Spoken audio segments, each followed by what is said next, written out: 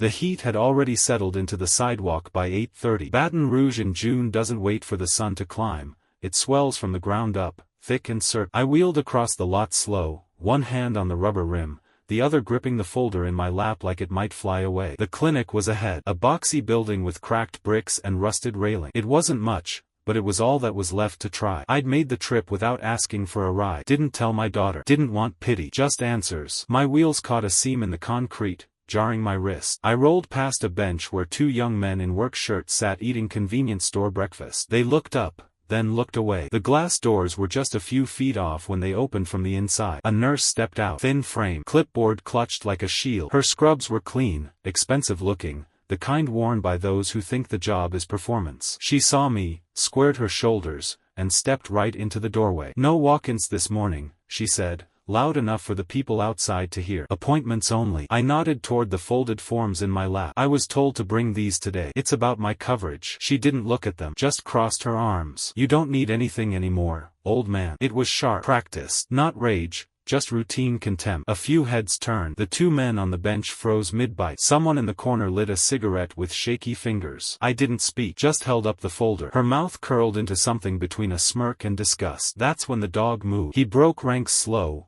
deliberate, like he'd heard something no one else had. A German shepherd. Big, dark fur streaked with gray. His handler, a tall officer with marine tattoos peeking from his sleeve, didn't pull the leash. The dog walked straight over, stopped beside my chair, and rested his head gently in my lap. I was 18 when I left the farm, bare hands, clean boots, and no plan other than getting out of a town that forgot how to dream. The recruiter had come through in a dented sedan, wearing a uniform 2 sizes too tight and a smile too wide. "See the world," he said. And I did. Desert Storm, Iraq, Syria. 3 wars in a lifetime that moved faster than mine. I started as a supply runner, packing crates and tracking ammo numbers on clipboards in Kuwait. Learned how to speak quiet in chaos. Learned the weight of paperwork could be just as brutal as shrapnel if it meant the difference between more rations or an empty crate. They promoted me when they saw I didn't break under long hours or heat. They gave me men to lead. Logistics, transport, fuel routes, night convoys through silence that screamed from every roadside ditch. I never thought I'd make it 30 years. But you keep going, one deployment at a time, one set of orders at a time. Then one morning, you wake up, and your back's gone stiff,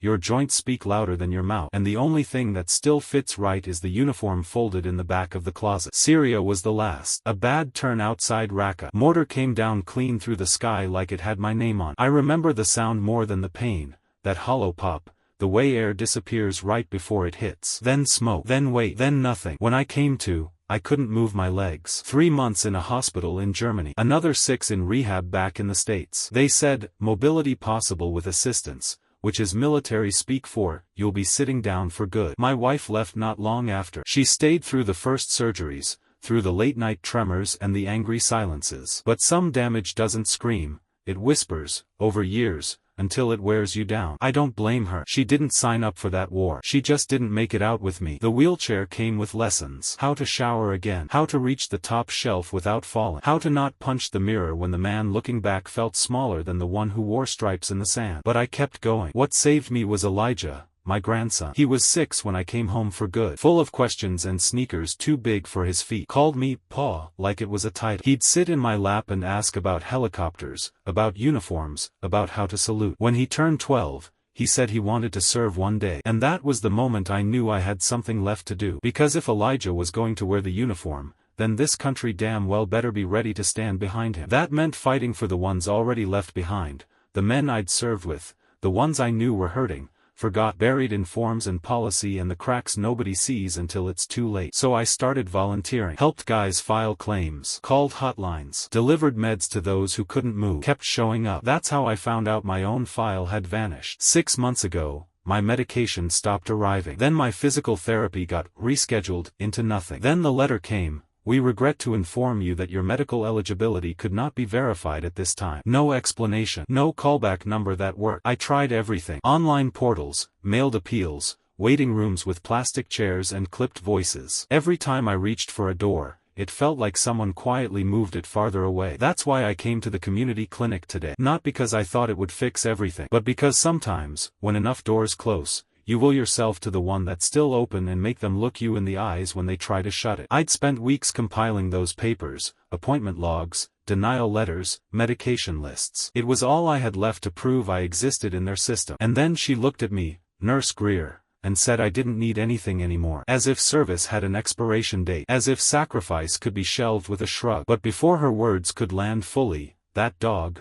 Bruno, broke ranks. He didn't growl, didn't bark, he just walked over and leaned into me like he already knew who I was. Like he'd been waiting to remind everyone else. There's a particular kind of silence that comes after public humiliation. Not the kind where people pity you, but the kind where they pretend not to notice. It hangs heavy, like air before a storm. The door behind Nurse Greer remained open, cool air wafting out into the heat, and still she stood there, arms crossed, like a gatekeeper guarding treasure she didn't own. I didn't say a word, didn't raise my voice, didn't ask again. I just sat still, folder on my lap, Bruno's head warm against my wrist. The morning sun pressed on my shoulders. Sweat traced slow lines down my back. I could feel the tremble starting in my fingers, not from nerves, not anymore, just from the long fight that had never really stopped. 6 months earlier, my file had vanished without warning. No phone call, no warning letter, just missing. When I logged in to check my prescriptions, the screen greeted me with a red banner, account status, inactive. I thought it was a glitch. I tried the online help desk first. Waited 87 minutes before someone with a script told me to submit a ticket. That ticket went nowhere. I called, I emailed, I wrote a physical letter and mailed it, certified. No reply. No one could explain where my records went, or why my coverage had disappeared after nearly 4 decades of service. I kept going to appointments anyway, hoping someone would see the mistake. But my PT sessions vanished from the schedule. My name disappeared from the check-in kiosk. Then the medication stopped. Hydrochlorothiazide, gabapentin, even the low-dose aspirin I took daily, gone. When I asked the pharmacy, they said my authorization had lapsed. "We're sorry, Mr. Grady, but we can't dispense without an active status." I knew what that meant. I'd helped dozens of vets navigate that same sentence. But when it landed on me, it felt different, colder, like a hand slowly pressing on your chest. Still, I didn't shout, didn't sue. I gathered everything. Pages of printouts, notes, ID copies, a detailed list of denied prescriptions and missed appointments. And I came to the clinic, the one place left where someone might listen. But they didn't. Instead, I met Nurse Hallie Greer, sharp-nosed, polished, a smile always just behind her condescension. I'd seen her before during Elijah's vaccine visits. She didn't recognize me now. Or maybe she did, and just didn't care. When I wheeled up that morning, she looked right through me. Like I was another old man taking up time she'd rather spend on her phone. "You don't need anything anymore," she said. And the part that broke wasn't my pride. It was the lie behind it, that someone who'd signed their name to this country's promise could be erased by a keystroke and a shrug. I'd seen men die holding on to that promise. Seen families fold flags and ask what it was all for. And now, 6 months without medication, I knew what it felt like to be one of the forgotten. Bruno knew it too. He didn't move quickly, but he moved with purpose. Officer Wallace had barely turned his head when the dog slipped free of his side. No command, no signal. Bruno just walked over. No barking, no show. He sat beside me, then leaned against the wheel of my chair, solid, still, like a pillar built from loyalty. And everything changed. The air shifted, the chatter faded, even the heat felt quieter. Nurse Greer stiffened. She tried to laugh it off, but no one laughed back. The 2 men on the bench stood. One of them lifted a phone, recording now. A woman across the lot whispered to her daughter. Another bystander stepped closer, holding a paper cup of water but saying nothing. Officer Wallace didn't call Bruno back. He just walked over slowly, his boots scuffing the sidewalk. He looked at me, not surprised, not performative, just a nod that said, "I see you." His uniform was clean, but the Marine Corps tattoo beneath his sleeve told the story. The way he stood said the rest, the straight back, the scanning eyes, the quiet stillness of someone trained not to look away. He looked at Nurse Greer. "Is there a problem here?" he asked. Her mouth opened, but nothing came out. And for the first time in 6 months, I didn't feel invisible. Not because someone shouted, but because someone didn't need to. They just stood and let the truth show itself. Officer Wallace didn't reach for Bruno's leash, didn't raise his voice. He just stood there beside me, eyes fixed on Nurse Greer, posture calm but unmovable. "This man was trying to access care," he said. "Is that a problem?" Greer straightened her clipboard like it might shield her from the question. I told him we're not doing walk-ins today." She said it soft now, a different tone, one laced with the first hint of fear, not for her safety, but for her job. Wallace didn't blink. "I watched you deny him at the door," he said. "I watched you speak to him in front of a dozen people. I also saw you ignore his paperwork. Would you like to try again?" People were watching. More than a dozen now. Phones up. Eyes sharp. Even those who didn't know who I was, knew what had happened wasn't right. Bruno remained beside me, unmoving. His weight against my will was steady, assuring. He didn't flinch as voices rose, didn't react when a car backfired down the street. He just stayed. I looked down at my hand. The tremble had calmed, and the folder, the one with weeks' worth of paperwork, of unanswered letters and missing records, still rested in my lap, untouched. "I've got my ID," I said quietly, holding it up. My veteran card was old but clean, a photo of a younger man with clearer eyes. Beneath it, my name, Grady, Thomas. Beside that, a cluster of pins, one for each tour. Greer glanced at them, then looked away. Wallace didn't. He leaned slightly, nodding at the ID. "Where did you serve, sir?" I met his eyes. "Desert Storm, Iraq, Syria." His jaw tight, not with anger, with memory. "Same," he said. "Fallujah, 1st Battalion." Then, turning to Greer, "This man brought more to this country than most of us ever will. I'd suggest you treat him accordingly." Greer said nothing, not because she had nothing to say, but because nothing she could say would soften what she'd already made plain. From the corner, a woman in scrubs stepped out of the clinic doors, older, silver hair tucked into a bun, badge clipped to her waist. Director Lorna Jacobs. I recognized her from a pamphlet pinned up in the VA lobby. She walked fast, determined. "What's going on here?" she asked. Not to the crowd, not to Wallace, to me. I handed her the folder. My voice stayed even. "My file disappeared. My coverage was revoked. I've got 6 months of missed medication and no answers. I came today because no one else was listening." Jacobs took the folder, scanned the first page, then looked up at Wallace, then at Bruno, and then at Greer. "You denied care?" she asked, her voice flat. Greer stammered. He didn't have an appointment, and Jacobs raised a hand, a quiet gesture. "Final. We don't treat our veterans like this. Not on my watch." The door opened wider. A nurse inside stepped aside. "Please come in, Mr. Grady," Jacobs said. "We'll sort this now." Wallace moved with me, not as escort, but as witness. Bruno followed, tail calm, eyes watchful. Inside, the clinic felt cooler, not just from air conditioning, but from something that finally resembled decency. They took my folder, scanned my documents, pulled up system files that hadn't been touched in months. "A clerk's error," they said. "A flag marked inactive by mistake." But it hadn't been a mistake when my prescriptions vanished, when the doors stayed closed, when the voice at the other end of the line never answered. Those weren't errors. They were choices. Jacobs apologized, formally, in writing. She promised full reinstatement,